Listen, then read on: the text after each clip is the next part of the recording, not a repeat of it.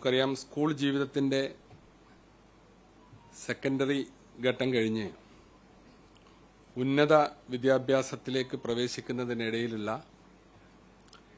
2 വർഷക്കാലമാണ് നമ്മുടെ higher secondary വിദ്യാഭ്യാസം.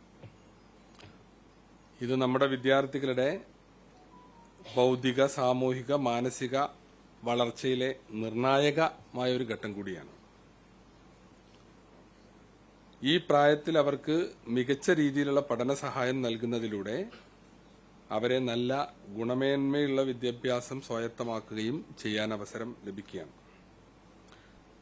അതിനായുള്ള തീവ്ര പരിശ്രമത്തിന്റെയും നിതാന്ത ജാഗ്രതയുടെയും പ്രതിഫലനമാണ് ഇന്ന് നടക്കുന്ന ഈ ഫലപ്രഖ്യാപനം. നമ്മൾ സാധാരണ പറയാറുണ്ട്, സെക്കൻഡറി വിദ്യാഭ്യാസത്തിനും ഹയർ എഡ്യൂക്കേഷനും ഇടയിലുള്ള ഒരു ബ്രിഡ്ജാണ് ഹയർ സെക്കൻഡറി.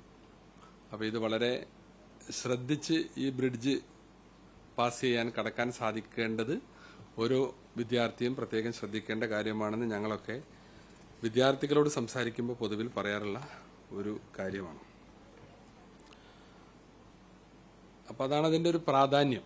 ഹയർ സെക്കൻഡറി ഇന്നത്തെ നമ്മുടെ എഡ്യൂക്കേഷൻ സിസ്റ്റത്തിലെ വളരെ പ്രധാനപ്പെട്ട ഒരു ഘട്ടമാണ്.